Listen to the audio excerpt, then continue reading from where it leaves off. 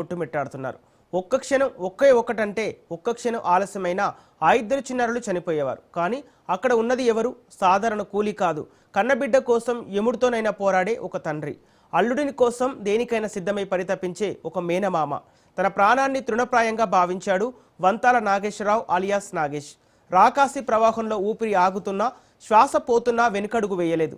ఆ ఇద్దరు చిన్నారులను మృత్యుపాశ నుంచి లాక్కొచ్చి ఒడ్డుకు చేర్చాడు. కానీ విధి ఆడిన ఆటలో బలైపోయాడు. ఇద్దరు పిల్లలకు పునర్జన్మనిచ్చిన ఆ వ్యక్తే అదే నీటిలో ప్రవాహంలో కలిసిపోయాడు. అల్లూరు జిల్లాలో హృదయ విచారణ ఘటన కన్నీరు పెట్టిస్తోంది. కూలీ పనులతో కుటుంబాన్ని పోషించే భర్త అకాల మరణంతో ముగ్గురు చిన్నపిల్లలను సాకడం ఎలాగో తెలియక భార్య కన్నీరు మున్నీరవుతుంది.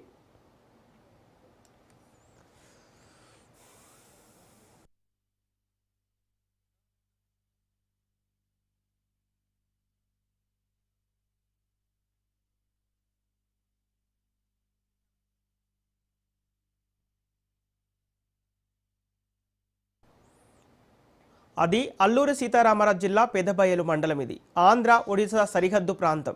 ఇక్కడ మత్స్యగడ్డ తీరమే జీవనాధారం. నిత్యం చేపల వేటకు వెళ్తుంటారు స్థానికులు. కానీ మత్స్యగడ్డ కాస్త మృత్యుపాశంగా మారింది.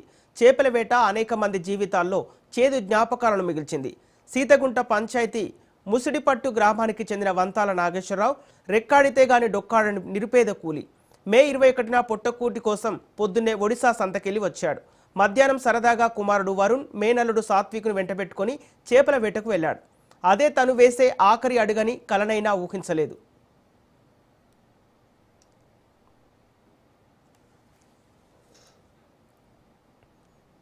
ఆంధ్ర ఒడిశా సరిహద్దు వంతెన కింద ఉన్న నది రాకాసిలా మారింది. ఒడ్డున ఆడుకుంటున్న చిన్నారులను ఊబికోరులు లాగేసుకున్నాయి. నాన్న కాపాడు, మామయ్య కాపాడు అంటూ ఆ పసి ప్రాణాలు వేసిన ఆర్తనాదాలు మత్స్యగడ్డ తీరాన్ని వణికించాయి. దూరం నుంచి చూసిన నాగేశ్వరరావు గుండె ఆగిపోయినంత పనైంది. అక్కడ దూకడం అంటే మృత్యు నోట్లోకి వెళ్లడమేనని తెలిసినా కన్నప్రేమ ముందు ఏ భయమూ నిలవలేదు. వెంటనే ఆ నది ప్రవాహంలోకి దూకాడు. చావును సైతం వెనక్కి నెట్టి మేనల్లుడు సాత్వికును ఒడ్డుకు చేర్చాడు. అంతటితో ఆగలేదు. కన్నబిడ్డకు వరుణ్ను ప్రాణాలు తెగించి కాపాడి మరోవైపు నెట్టేశాడు. ఇద్దరు చిన్నారులను సురక్షితంగా ఒడ్డుకు చేర్చాడు. ఒక తండ్రిగా, మేనమామగా నాగేశ్వరరావు గెలిచాడు. కానీ ఆ ఇద్దరిని కాపాడేసరికి నాగేష్ శరీరంలో సత్తువ నశించి నీరసించిపోయాడు. ఆ రాకాసి ప్రవాహం ఆయన్ను లాగేసుకుంది. కన్నీటి నదిలో వంతాల నాగేశ్వరరావు కలిసిపోయాడు.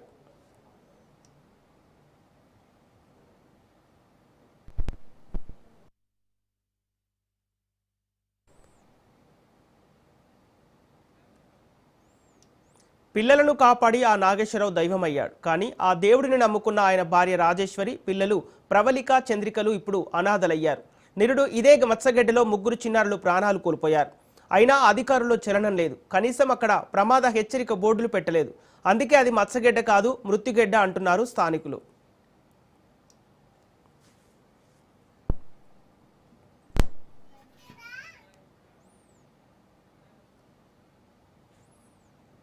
ఇద్దరు పిల్లలను కాపాడి రియల్ హీరోగా నిలిచిన నాగేష్ ఇవాళ మన మధ్య లేడు. అసలు ఏ తప్పు చేయని ఆయన కుటుంబం ఇప్పుడు దిక్కుతోచని స్థితిలో వీధిన పడింది. ఆయన ఇంట్లో బిడ్డలు నాన్న ఎప్పుడు వస్తాడు అని అడుగుతుంటే సమాధానం చెప్పలేక ఆ తల్లి కన్నీరు మున్నీరవుతోంది. మళ్ళీ చేపల వేటకని పిల్లలతో వెళ్ళారు సార్. వెళ్ళినప్పుడు కూడా నేను చూడలేదు సార్. వెళ్ళిన తర్వాత మళ్ళీ ఆయన నేను రొడ్డి న్యూస్ వచ్చిన తర్వాత మీ ఆయన ఇలా గడ్డకు దిగిపోయారమ్మా అని చెప్పిన తర్వాత నాకు తెలిసింది సార్. ఇంకా పక్క ఇంటి వాళ్ళ బాబు సార్. ఆ బాబుకు ఫస్ట్ కాపాడుతూ మా బాబు కాలు జారి పడిపోయారు సార్. పడిపోతే మా బాబుని కాపాడుతూ మా ఆయన వల్ల ఇంకా బయటికి రాలేదు సార్. పిల్లలు ఉన్నారు కదా, నువ్వు మీ ఆయనకి తనుచుకుంటూ ఇబ్బంది పడవద్దు, మీకు మేమున్నాము అని నాకు భరోసా ఇచ్చారు సార్. సర్పంచ్ గారు, ఎంపీటీసీ గారు, మళ్ళీ మా ఊరి పెద్దలు చెప్పారు సార్. మరి ఇప్పుడు బయట చదువుకున్న వాళ్ళదే ఇది సార్, ఇంటికున్న వాళ్ళకి ఏమీ లేదు.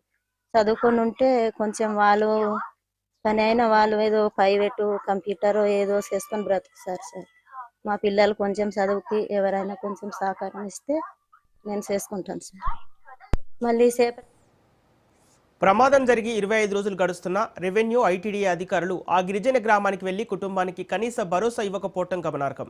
నియోజకవర్గ ప్రజా ప్రతినిధులు గాని, పాలకులు గాని క్షేత్రస్థాయికి వచ్చి బాధితులను పరామర్శించకపోవటం గిరిజన ప్రాంతాల్లో తీవ్ర ఆగ్రహాన్ని కలిగిస్తోంది. వీరుడి త్యాగాన్ని గుర్తించి ప్రభుత్వం తక్షణమే స్పందించాలని గిరిజన సంఘాల నేతలు డిమాండ్ చేస్తున్నారు.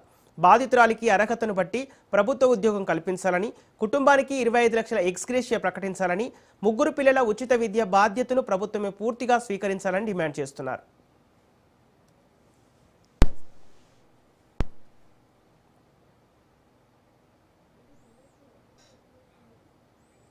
సాహసికుల కుటుంబాలను ఆదుకోకపోతే సమాజంలో సాటి మనిషిని కాపాడాలనే మానవత్వమే అంతరించిపోతుంది.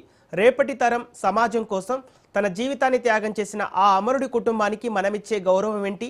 ప్రభుత్వం ఇచ్చే పరిహారం ఆ కుటుంబానికి కొండంత అండగా మారుతుందా? స్పందించాల్సిన బాధ్యత మనపై లేదా?